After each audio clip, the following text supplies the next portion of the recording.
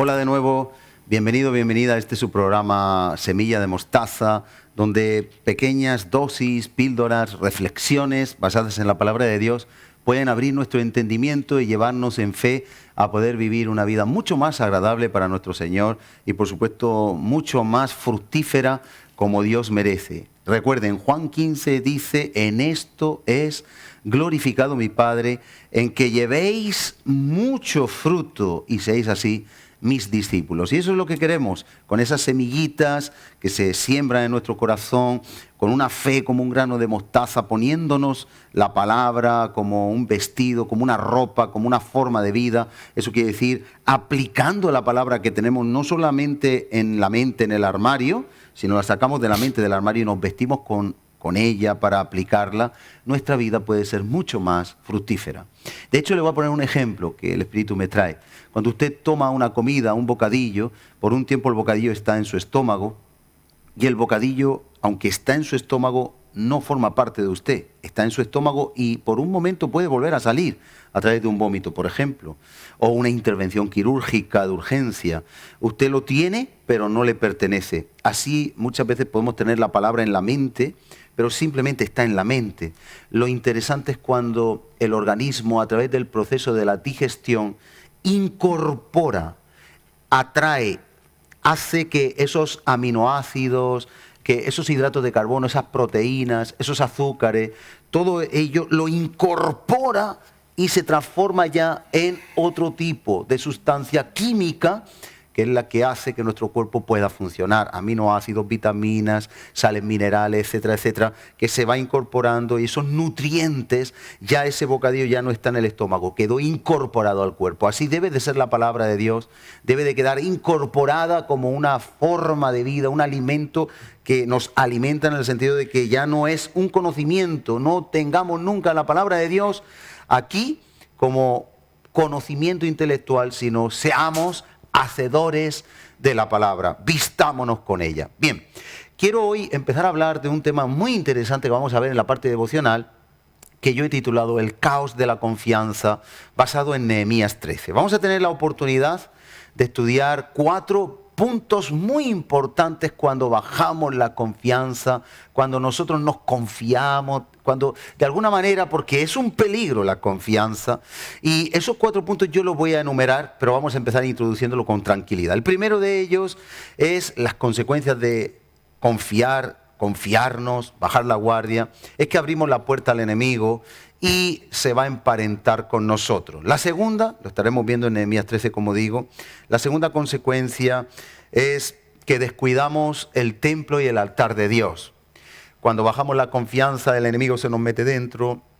A través de muchas maneras estaremos estudiando. También descuidamos nuestro altar y por tanto el templo del Espíritu Santo que nosotros somos. En tercer lugar, perdemos la visión y entramos en religiosidad y desvío del propósito. Como digo, podemos tener la palabra del Señor en la mente, pero no en el corazón. Y en cuarto lugar, comienza la pérdida de la identidad y empezamos a llamar a lo bueno malo y a lo malo bueno.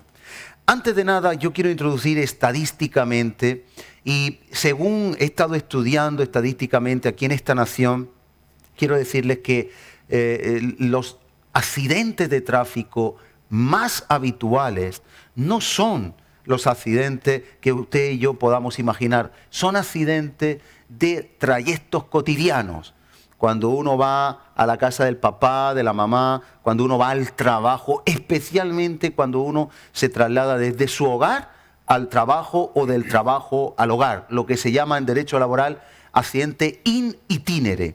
Pues bien, mire usted que la Dirección General de Tráfico tiene bien estudiado esto y resulta que esos accidentes son los más comunes, los más frecuentes, los más numerosos, y es porque la atención del conductor, porque es un trayecto de confianza, se baja la guardia y uno se desinhibe, de alguna forma baja esa atención necesaria en la conducción, porque recordemos que nosotros llevamos en las manos un instrumento de muerte, llevamos en las manos un instrumento destructivo.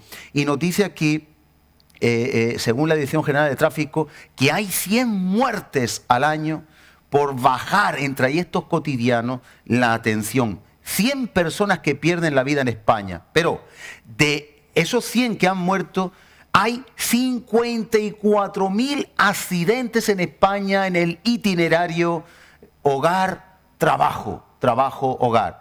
Recuerden, 54.000 accidentes. Es una cifra sin parangón, sin comparativa. 54.000 accidentes con 100 muertos al año, estadísticamente, que se producen en trayectos que uno conoce de memoria, en trayectos que uno mecánicamente da el intermitente, se introduce en el carril de aceleración, desaceleración, y se lo digo por propia experiencia. A veces yo voy entretenido, gracias a Dios sin accidente, atento, pero voy en una conversación con algún hermano, alguna hermana, cuando vamos en grupo y estamos hablando y uno sabe que tiene que dejar a alguien en un lugar, me pasó recientemente, pero automáticamente uno va en dirección a lo cotidiano, a la casa o al trabajo y ay, perdón, y tiene uno que dar la vuelta porque la mente se despista cuando uno no conoce. Presta toda atención y va atento hacia dónde tiene que conducirse. En este caso, como digo, que yo he vivido no con una consecuencia negativa, porque no es una desatención, pero sí la confianza de lo cotidiano nos hace cometer errores. Pero espere, le aumento estas cifras, no solo 54.000 accidentes y 100 muertos al año, sino en el hogar.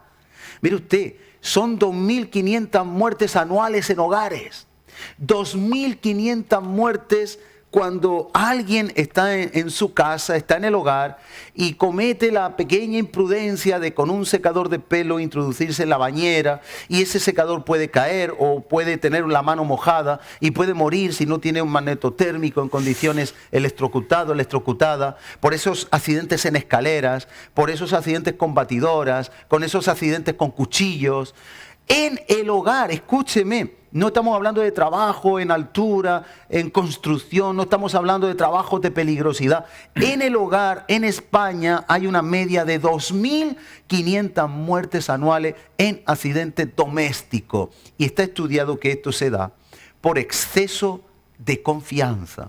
Se da porque uno baja la guardia y como cree que ya está todo conseguido, uno está en el hogar, no tiene por qué tener cuidado, pues cometemos ciertos errores, dejar un cuchillo donde no se debe, dejarlo en un sofá, dejarlo de punta en otro lugar, pequeños accidentes domésticos que cuestan la vida y reitero, para que veamos qué importante es ahora en nuestro andar espiritual, que llevemos cuidado, 2.500 personas fallecen anualmente en su propia casa. Estamos hablando fallecidos frente a 100 que lo hacen por confianza en la conducción en accidentes de tráfico. Por lo tanto, esto nos tiene que hablar que, como Pablo dice a Timoteo, tenemos que andar con cuidado en la casa de Dios, tenemos que saber comportarnos en la casa de Dios y nosotros que somos casa de Dios tenemos que saber conducirnos en nuestro peregrinar con una sabiduría, no bajando la guardia para no darle lugar al enemigo en ninguna de sus áreas donde nos pueda atacar.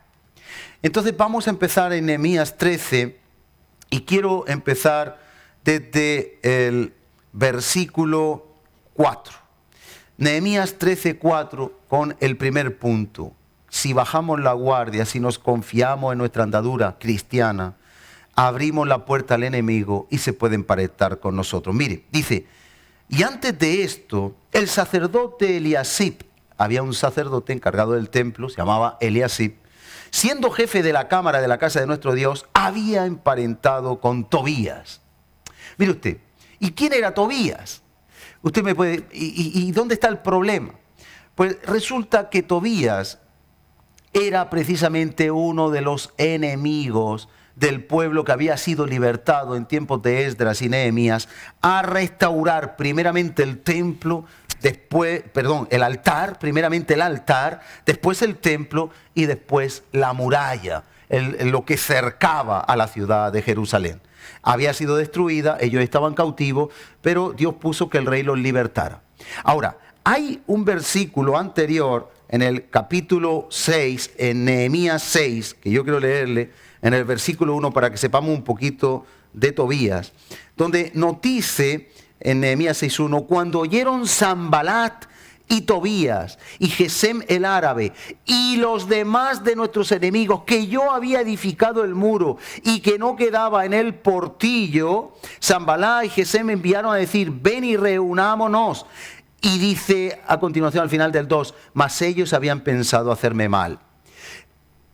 Esta figura que nos aparece en el versículo 4, Tobías, era enemigo de los planes de Dios. Y sin embargo, ya noticia aquí, algo aconteció, que vamos a explicar, por lo cual este sacerdote que baja la guardia, Eliasib, siendo el jefe de la cámara de la casa de Dios, emparentó con Tobías. Ahora, nosotros, más allá de lo que ven y dicen estas palabras, vamos a ver las consecuencias. Y le había hecho a Tobías, al enemigo, una gran cámara en la cual guardaban antes las ofrendas, el incienso, los utensilios, el diezmo del grano, del vino y del aceite que estaba mandado dar a los levitas y a los cantores y a los porteros, y la ofrenda de los sacerdotes. Mas a todo esto, es decir, donde se guardaba todo lo importante, los utensilios, el diezmo, el incienso, todo lo que se necesitaba en el templo, allá donde se estaba guardando, por contraer, emparentarse Tobías y Eliasib, porque sus hijos habían contraído matrimonio, nos dice aquí la palabra del Señor que a todo esto, versículo 6, dice Nehemías, yo no estaba en Jerusalén porque en el año 32 de Artajerjes, rey de Babilonia, fui al rey y al cabo de algunos días pedí permiso al rey para volver a Jerusalén y entonces supe el mal, mire usted, supe el mal que había hecho Eliasib por consideración a Tobías. Puso a Tobías antes que a Dios, puso el interés del corazón antes que a Dios, puso a sus hijos antes que Dios. Dice, por consideración a Tobías, cuando el mandamiento número 1 dice, solo a Dios adorarás, solo a Él le servirás, solo ante Él te postrarás. Él tiene que ser el todo en nuestra vida. Dice, haciendo para Él una cámara en los atrios de la casa de Dios. Y me dolió en gran manera y arrojé todos los muebles de la casa de Tobías fuera de la cámara y dije que limpiasen las cámaras e hice volver allí los utensilios de la casa de Dios, las ofrendas y el incienso. Escúcheme, esto es sumamente importante para usted y para mí. Necesitamos entender que nosotros no podemos bajo ninguna circunstancia abrir la puerta por intereses personales, por consideraciones personales, a ningún Tobías en nuestra vida. Yo voy a dejar esto introducido para continuar más adelante, pero algo así parecido ocurrió cuando Josafat emparentó con Acab. Los yugos desiguales y las situaciones que de alguna manera pueden venir sobre nuestra vida que no son conforme a la voluntad de Dios, se van a cobrar una gran factura, una alta factura para nuestra vida espiritual. Yo quiero dejarles con un reto y es que miremos, estamos a medio, estamos introduciendo si hay algún Tobías en nuestro corazón.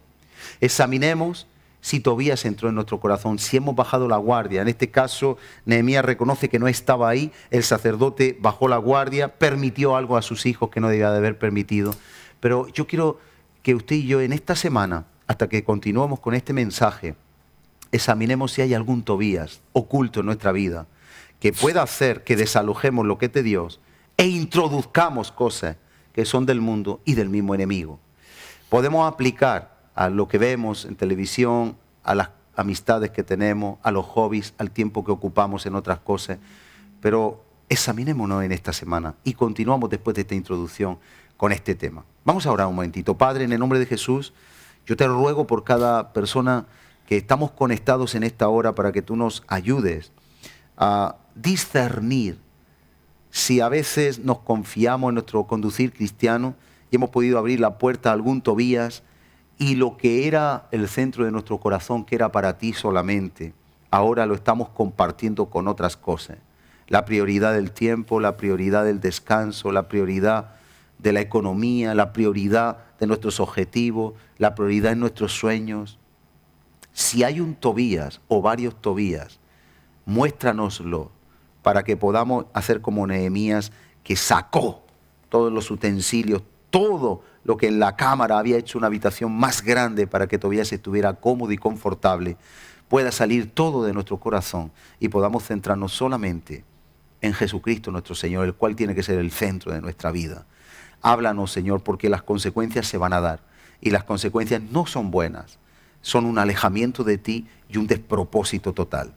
Yo te lo ruego en el nombre de Jesús, que nos hables en esta semana y nos muestres tu gloria, para la gloria de tu nombre, en el nombre de Jesús. Amén. Pero tenemos aquí a nuestro habitual compañero Eusebio Perona. Bienvenido una vez más. Muchas gracias, bien hallado. Aunque el vídeo no se ve, pero estamos nosotros aquí para poder compartir la palabra, ¿verdad? Sí se nos ve, espero, ¿no? Bien, entonces, estamos hablando de los pactos de Dios, estamos hablando de la caída, del pecado y qué hacer después de la caída. Correcto. Estuvimos viendo la semana pasada cómo David se arrepintió de verdad, de corazón, cómo entendía que había pecado contra Dios y que Dios amaba la verdad en lo íntimo. Y por ahí lo teníamos, entonces pues sí, podemos ir retomando. Podemos retomarlo a partir de que, porque estamos estudiando el Salmo 51, ¿no? Ajá. Sobre esa pregunta que tú has formulado de qué hacer cuando caemos en pecado. Y entonces vemos a lo largo del estudio del Salmo 51 que el primer paso para actuar de acuerdo a la palabra de Dios, para poder vencer esa caída y levantarse, es la humildad, ¿no? Claro. Jesucristo dijo en Mateo capítulo 11, verso 29, aprended de mí, que soy manso y humilde de corazón, ¿no? Pero si observa el versículo 28, que es el anterior, habla de venid a mí, todos los que estáis cargados y trabajados, y yo os haré descansar. La relación de esos dos versículos trae una conclusión, que es que muchas veces no vamos al Señor por orgullo, por falta de humildad, ¿no? Nos creemos suficientes y no vemos lo que Jesús nos dice que tenemos que aprender de Él, y aprender lo que es la humildad. Amén. Y la humildad es reconocer que sin Él no somos nada. Claro. Entonces Él lo demostró toda su vida, demostró su humildad, y 1 Pedro 2:9 dice que tenemos que anunciar sus virtudes, y una de las cualidades y las virtudes de Jesucristo precisamente era eso. Amén. Entonces lo que David hizo fue precisamente eso, llenarse de humildad. Y si analizamos el Salmo, que ya hemos estudiado dos partes del Salmo, por ejemplo, la primera parte era que hay que confesar, hay que reconocer. David confesó y reconoció su pecado. Lo llamó por su nombre. Sí. Llamó al pecado transgresión, iniquidad, que es gran maldad, y no le quitó, no minimizó las consecuencias del pecado y la importancia que tiene el pecado en la vida de todo creyente. Ajá. También vimos que todo pecado era contra Dios. Todos los pecados que se cometen, yo puedo cometer un pecado contra ti o tú contra mí, pero realmente estamos cometiéndolo contra Dios. Claro. Y luego pecado es lo que llama a Dios pecado, no lo que yo creo que es pecado. Así es. Y también vimos que David tenía una convicción, estaba convencido de la gravedad de su pecado y tuvo conciencia de él. Y entonces se arrepintió de verdad. Eso lo vimos en los versículos del 1 al 3. Y la segunda parte que estudiamos fue ese clamor que había en él, en los versículos del 4 al 8, ese clamor que había él cuando reconoció su pecado, pidiendo clemencia a Dios y misericordia. Amén, amén. Y la obtuvo por eso, porque clamó. La Biblia dice, clama a mí y yo te responderé. Cuando clamamos a Dios de verdad, con verdadero deseo de que Dios nos perdone, Dios actúa. Claro. La Biblia dice, clámame y yo te responderé. Y dice que con el espíritu contrito y humillado, sí, ahí está Dios, no con el altivo ni el levantado. Correcto. Hoy entramos en la tercera parte de la analización de este salmo, ¿no? Que es el clamor por la limpieza y la restauración de la comunión con Dios. El pecado rompe la comunión con Dios. Eso hay que tenerlo claro. Isaías 59, lo hemos visto alguna vez. Vuestros pecados e iniquidades han hecho separación, divorcio, podemos decir, ¿verdad? Entre vosotros y entre Dios, entre nosotros y Dios. Entonces vemos en esa tercera parte del Salmo, que ya va desde el 9 hasta el 19, cómo David le clama a Dios para que borre todas sus maldades. También dice, crea en mí, luego hablaremos esa palabra crea, de dónde viene. Crea en mí un corazón limpio, renueva un espíritu recto dentro de mí. También dice, no me eches de tu presencia, quiero estar en comunión contigo. Amén. Y no quites de mí tu Santo Espíritu. Vuélveme el gozo de la salvación. El pecado nos hace perder el totalmente, gozo de la salvación. Un pecador no es feliz. No, yo siempre es imposible que un pecador, alguien que se ha convertido, alguien que ama a Dios y peca o vive en pecado, no es feliz. De ahí la búsqueda de la felicidad por toda persona, pero que no se encuentra. No se encuentra. Entonces se van al ocio. Sí se encuentra. Ya, pero digo fuera de Dios, digo el pecador. La búsqueda del pecador, de la felicidad, a través del ocio, del dinero, luego les toca la lotería a algunos y hasta se suicidan. No se encuentra la felicidad fuera de Dios, es imposible. Que la felicidad se nombra muy pocas veces en la Biblia. Se habla de gozo, que la felicidad es la paz, digamos, paz que da Dios, el tener bienes materiales.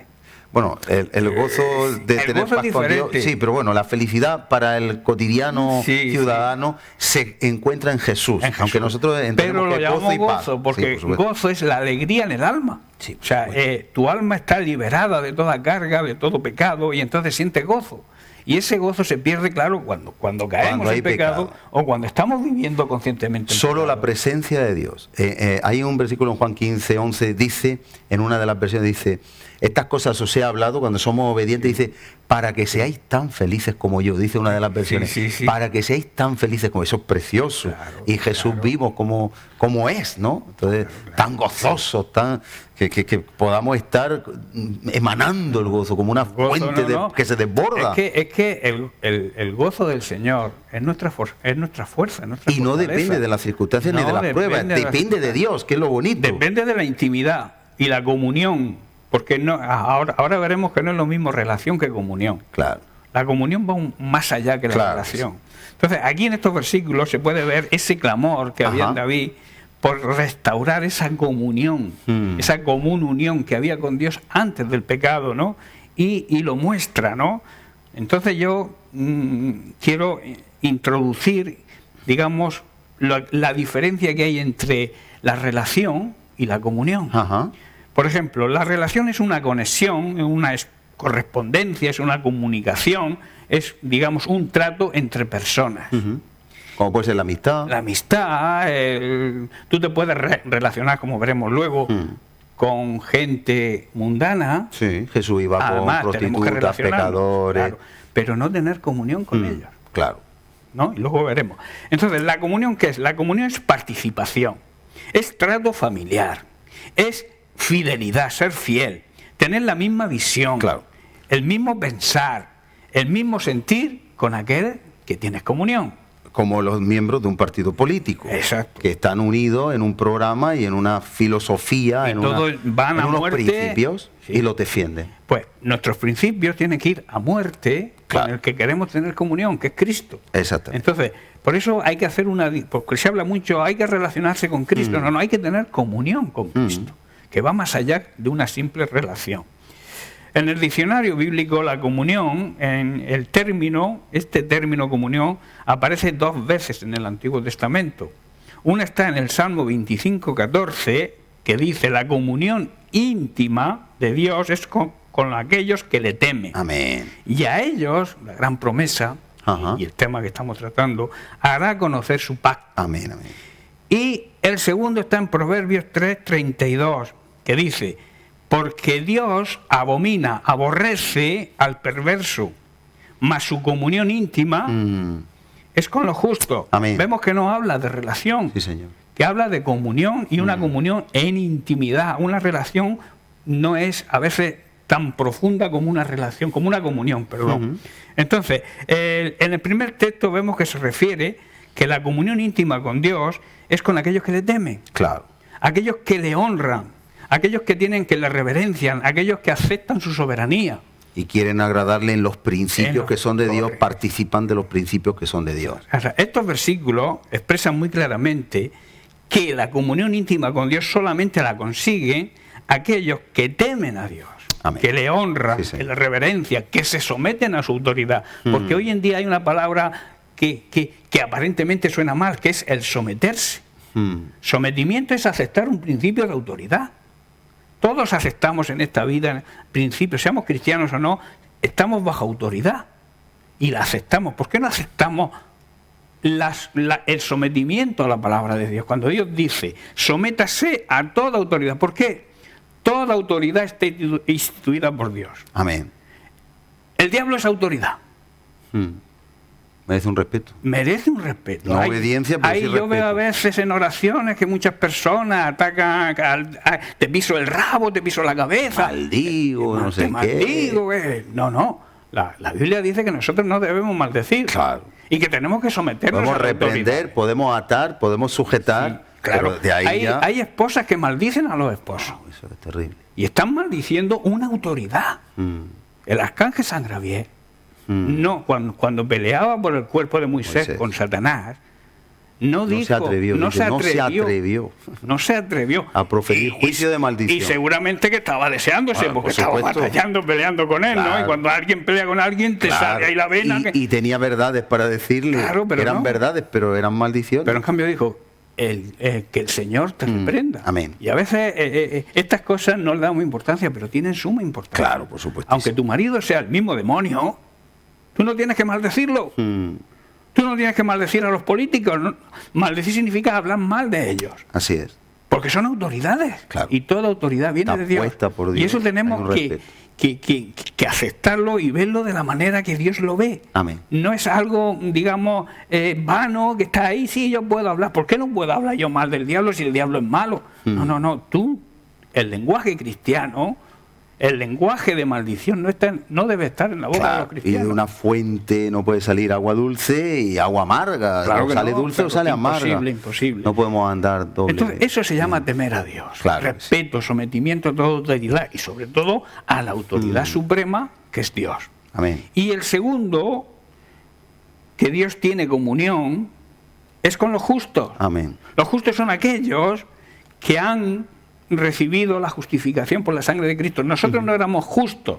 Cristo se hizo nuestra justicia. Entonces los justos son aquellos que andan, que obran según justicia y según razón. Claro. Y también en el tema, digamos, espiritual, los justos son aquellos que actúan según toda la ley de Dios, no parte. Amén. Hay muchas personas que cumplen parte de la ley de Dios. No. El justo, el realmente justo y el que tiene comunión Dios con él, es aquel que practica, vive según toda la justicia de Dios y toda la palabra de Dios. Amén. En Mateo 6:33, al hilo de lo que estamos compartiendo, dice, buscad primero el reino de Dios y su justicia. La palabra justicia viene del griego de una palabra diakonosune, que significa cumplir las demandas, los objetivos, digamos el programa, el proyecto, hablando de un partido político. Entonces, la comunión son los que participan de esos mismos principios, de ese mismo proyecto, de ese mismo programa que lo tenemos aquí, la palabra de Dios. Claro. Por eso, el plan de Dios. Tú te comprometes a vivir, como dices, toda la palabra de Dios, tú eres un justo, justificado primero, pero eres un justo porque pone a Dios primero. Y busca primero el reino de Dios y su justicia. Y entonces que son podrás estos tener principios. comunión con Él. Y Él contigo. A través del cumplimiento de su palabra, que si en algo falla, ay, Señor, yo quiero lograrlo, venga, que tengo que conseguir esto. Claro. Pero uno está comprometido con el programa, ahora que estamos de elecciones, ¿no? Sí. Con el programa. Este es el programa que es la carta de amor de Dios al hombre, que es el programa del reino, es la constitución del reino de los ¿Qué ocurre cuando alguien se sale del programa? Que lo expulsan del partido, claro, o se tiene que ir, ¿no? Pues eso ocurre también con Dios. Se cambia la chaqueta como Satanás se la cambió en el reino de los cielos con un tercio de los ángeles, pues fueron expulsados. Por eso tenemos que tener el espíritu de Cristo, claro, ¿no? El espíritu de humildad. Y no el adánico, que fue expulsado también, claro, por la influencia del que se cambia de chaqueta, y fue expulsado del Edén. Esta mañana he escuchado, Satanás quería un trono. Y Jesús dejó su trono. A Satanás no le correspondía el trono, pero luchaba por él. Claro. Y ese fue su pecado de rebeldía y fue expulsado del cielo. Por supuesto. Y Jesucristo, que sí le pertenecía por derecho, ese trono dejó su trono. Por amor a nosotros, vino a la tierra, murió y nos marcó las pautas a seguir para llegar a tener esa comunión con el Señor y a partir de esa comunión vivir una vida plena aquí. Amén. Y la herencia luego de la vida eterna. Amén. Fíjate cómo en el reino de los cielos, en los cielos, Satanás fue expulsado por no aceptar, digamos, la constitución magna, claro, de la palabra de Dios. Claro. Después, en el Edén, Adán y Eva también. Pero es que ahora nosotros, la palabra de Dios, Dios es amor, pero Dios es justo. Sí. Y aún la palabra de Dios dice que si alguien no se quiere someter a las autoridades puestas por Dios, por ejemplo, en la iglesia, y reinciden en una falta, cabe la excomunión, cabe la expulsión, porque nosotros estamos estableciendo el reino de los cielos. Ambrosio, no solamente eso. Aquel que se rebela contra una autoridad corre peligro. Claro, hombre, por supuesto. Vamos a suponer que el pastor sea un pastor malo. Sí, a eso acarrea maldición. Lo dice la palabra. Pero más malo que el diablo. No, pero es que acarrea maldición. Acarrea maldición. Lo dice la Biblia. Y luego te preguntas, ¿por qué siendo cristiano a mí me está pasando esto? Hay que examinar. ¿Te has rebelado contra tu pastor? Hay que examinar. ¿Te has rebelado contra las autoridades que Dios ha puesto en la congregación? Incluso al policía que te multó y tú dices que es injusto porque era un momento. Es que no podemos rebelarnos. Es que no hay, a ninguna autoridad. Nos la pone más grande. Claro. Y al mismo diablo. A lo mejor lo estás insultando. Si es que el ejemplo está ahí. O sea, el tope está en el diablo. O sea, ya no se puede ser más malo que el diablo. Entonces, yo tengo que respetar esa autoridad. Amén. Porque Dios me lo manda así. Entonces yo puedo tener mi opinión, pero nunca maldecir una autoridad. Si el pastor lo está haciendo mal, si el pastor es un mal pastor, ya Dios le pedirá Dios lo quitará, lo apartará, lo humillará, le pedirá cuentas, tendrá que darle cuentas. Pero tú te tienes que someter a la autoridad. Claro, y ese sometimiento tiene que ser siempre. O sea, las autoridades, cuando Dios da una autoridad, es para siempre. Luego te pide cuenta si no ejerces esa autoridad como hay que ejercerla. Claro. Abusas de tu autoridad o no la haces de acuerdo a los parámetros de la palabra. Pero Dios es el que decide, Dios es el juez. Amén. Yo no puedo criticar ni hablar mal de ninguna autoridad que Dios haya puesto. Así es. Y la Biblia dice que todas las autoridades están puestas por Dios. Amén. Y se sométase cada uno a todas las autoridades porque todas las autoridades están instituidas, puestas por Dios. Así es. Y ese es el principio de sometimiento que se vuelvo a repetir, una palabra que hoy parece ser que no gusta escucharla, la palabra sometimiento. Claro, porque estamos en tiempos de libertinaje, de usar la libertad como pretexto de que todo vale y a mí nadie me tiene que decir lo que tengo que hacer. Eso está en el mundo y nosotros vivimos en un mundo que quieras que no nos afecta. No podemos dejarlo, por eso hay que renovar el entendimiento todos los días. Que estamos en el mundo, pero no somos de este mundo. Pero si no renovamos la mente, si no renovamos por el Espíritu nuestra mente, como dice en Romanos y en Efesios, nosotros nos vamos contaminando sin percatarnos. Claro, no nos damos cuenta y nos contaminamos. Es como la rana que cae a la olla, que se va calentando. O sea, si tú echas una rana con el agua caliente, la rana salta. Sí. Pero si tú la pones en agua fría y la empiezas a calentar, se va aclimatando y cuando viene a darse cuenta, está muerta. Sopa de rana sin darse cuenta. Eso que nadie experimente eso porque pobretica rana, ¿no? Pero es que eso es una realidad. Es una realidad. Es así. Bueno, entonces, para este tipo de creyentes, para los que tienen temor de Dios, aceptan el programa de la palabra de Dios y quieren vivirlo, se mantienen justos, actúan según justicia y razón y de acuerdo a todos los parámetros de la palabra de Dios, Dios tiene una comunión con ellos. Amén. Y la promesa que hemos visto en el Salmo 25, que Él les revela sus planes, sus propósitos y su perfecta voluntad. Así es. Si nosotros queremos andar en el plan de Dios, no tenemos que tener una relación con Dios, tenemos que tener una comunión. Y la comunión es con los justos y con los que le temen. No hay otra opción. Amén. Cuando hay una verdadera comunión, entonces Dios se revela al ser humano, a sus hijos sobre todo. El deseo que hay en el corazón de Dios es tener una perfecta comunión, no una relación, una perfecta comunión con nosotros, sus hijos, que sea cercana, que sea estrecha, para mostrarnos y revelarnos sus planes, sus propósitos y su perfecta voluntad. Amén. Bueno, además de una verdadera comunión con Dios, la Biblia también nos enseña a que tenemos que tener una comunión con su cuerpo. Es que es su cuerpo. Es su iglesia. Es que es su cuerpo. Es su cuerpo. Es que tú no puedes tener comunión con la cabeza y no con el cuerpo. Y el cuerpo decir, pero con el cuerpo no. No, pero es que hay quien divide, hay quien dice que tiene una buena comunión o relación, porque ellos llaman relación, los que no entienden bien. No, sí, yo estoy con el Señor. Sí, no hace falta que yo vaya a la iglesia. Pero ni te relacionas con tus hermanos, ni tienes comunión con ellos, con koinonía, que es la palabra que se traduce ahí del griego. Claro. Koinonía con tus hermanos, ¿no? En Primera de Juan capítulo 1, verso 3, leemos: lo que hemos visto y oído, eso os anunciamos, para que también vosotros tengáis comunión con nosotros, y nuestra comunión verdadera es con el Padre y con su Hijo Jesucristo. Y sirva de paso para decir que en la iglesia tenemos que tener esa comunión. tenemos que participar de lo mismo. No estamos para enfrentarnos, debatir, tener polémica. Que va. Aquí está la Carta Magna, que es lo que nos hace tener comunión con el Padre y entre nosotros. Claro. O sea, en un club social de lo que tú quieres, pues puedes debatir si el palomo negro, el palomo blanco es mejor, si el gallo canta. Pero aquí tenemos unos parámetros y nosotros participamos de un programa que aceptamos como verdadero, unas reglas que aceptamos como verdaderas, y la comunión con Dios es también con el cuerpo en estas reglas. Y tenemos que vivirlas, porque si no... Entonces, ¿qué es la comunión con los hermanos? Haciendo, digamos, un resumen a lo que tú has comentado. Pues significa participar, gozarse de las promesas de Dios mutuamente, en un mismo sentir, con una misma visión, con un mismo pensar, como partes y miembros del mismo cuerpo que somos. Por supuesto. Entonces, mi mano derecha no puede tomar decisiones que vayan en contra de la izquierda. Tienen que cooperar unos con otros, tener común unión.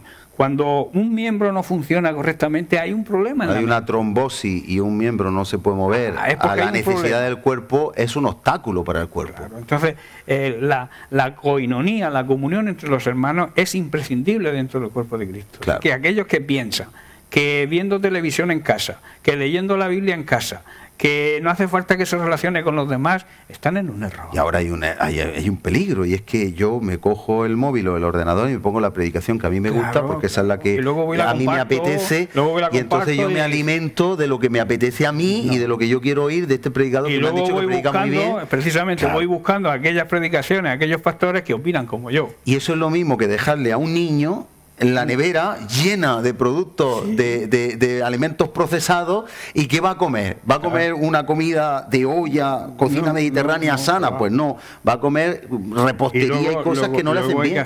Hay que hacer constar, porque yo siempre lo digo, que el 90% o más de lo que se ve en televisión como cristiano, o sea, en internet como cristiano, son falsas doctrinas. Sí, pues, a eso me refiero, que uno come levadura, alimento procesado, come motivación y come cosas que no le van a hacer bien. Hay que buscar un sitio donde se predique la palabra que predicó Jesucristo, que la transmitió a los apóstoles, que los apóstoles fueron transmitiendo de generación en generación hasta llegar a nuestras vidas. La iglesia primitiva participaba de las oraciones, de la palabra que les predicaban los apóstoles, tenían una común unión entre ellos, comían juntos a diario prácticamente, se reunían en las iglesias, participaban de la mesa del Señor y lo tenían todo en común, comunión.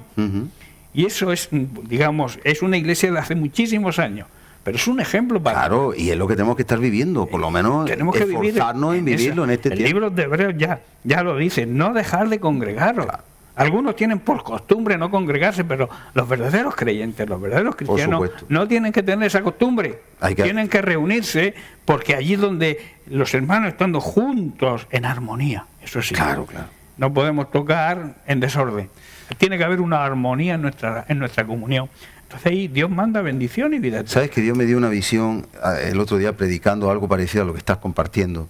Y no sé si sabes que hay unos cargadores inteligentes que tú coges el teléfono móvil, el smartphone, lo pones y se carga. Cuando tú lo pones en ese lugar, el smartphone, el teléfono móvil se carga. Y entonces Dios en una visión me hizo ver al cuerpo, hablando de comunión también, de que separados de Él nada podemos hacer, pero de Él es el cuerpo de Cristo también, el mismo tema que tú estás tratando.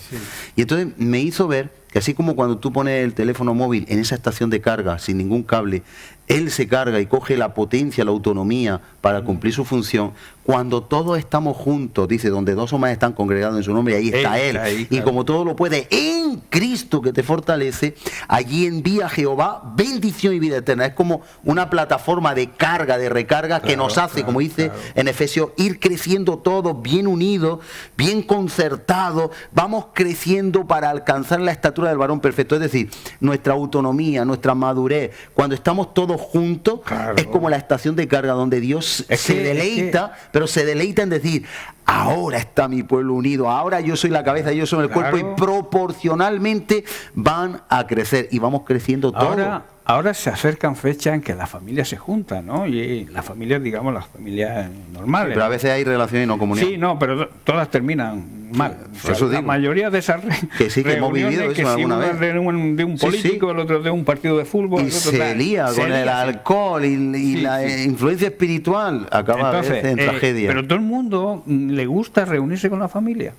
Entonces, la familia, que digamos, yo siempre digo que la familia de Dios es la más importante, pertenecer a la familia de Dios, donde Dios es el Padre, tenemos un Padre común que nos ama, que nos ha demostrado su amor al infinito, enviando lo que más amaba, enviando a su hijo dándose, porque Él se dio, a Él no le quitaron la vida, Él la dio porque Él quiso, Él la puso porque Él quiso. Entonces, en esa reunión, si estamos en ese mismo sentir que había en Cristo Jesús, Dios ahí manda bendición. Claro. Entonces, ¿por qué somos tan necios a veces que perdemos las bendiciones de Dios por vivir a nuestra bola?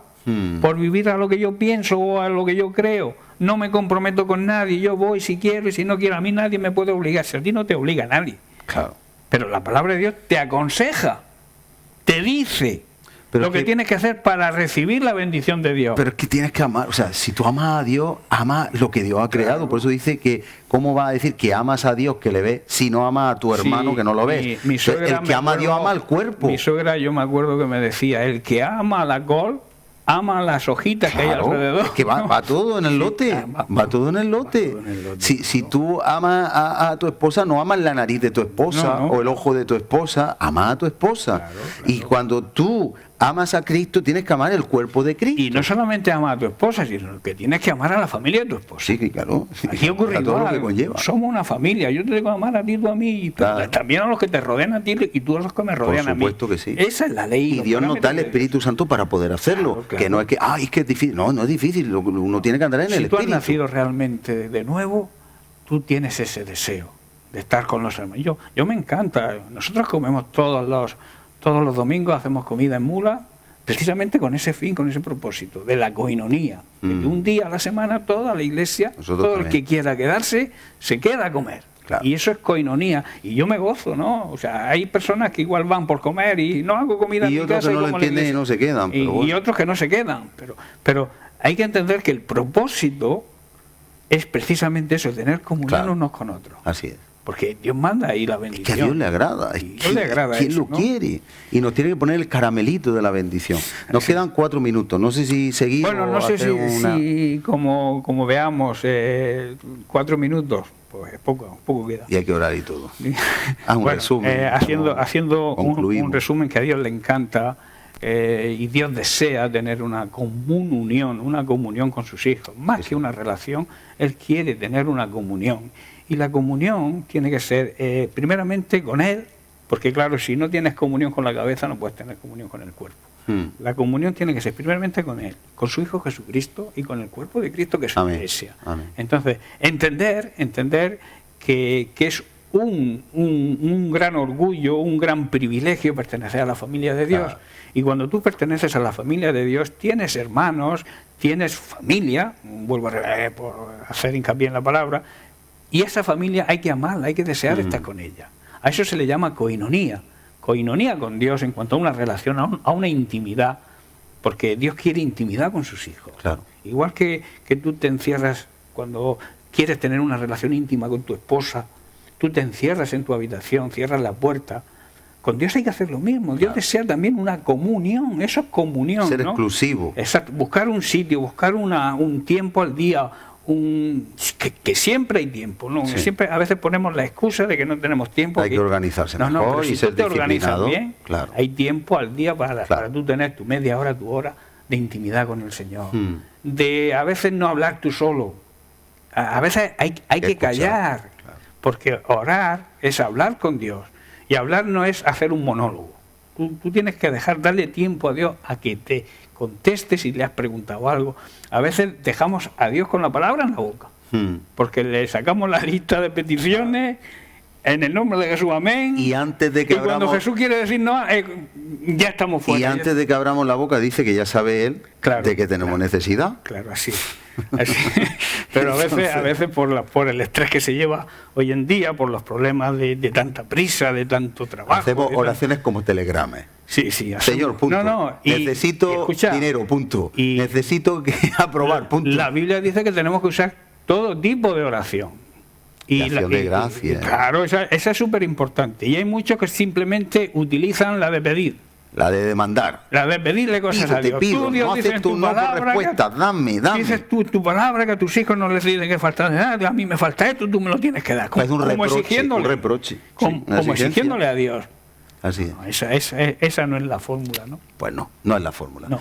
Pues estamos contentos de haber podido meditar en la palabra del Señor, cosas tan importantes como estamos viendo hoy, y queremos pues terminar orando. Qué bueno que podamos orar y decirle a nuestro Dios Todopoderoso: Padre, en el nombre de Jesús, ayúdanos a vivir en una comunión no superficial como puede ser la relación, sino una relación de comunión íntima contigo. Amén. Donde tú te gozas de que tus hijos viven tu palabra y no solo te aman a ti, sino lo que es tuyo, lo que tú has creado, que amamos el cuerpo de Cristo, amamos tu iglesia, porque tú eres, ese cuerpo es tuyo, tú estás ahí.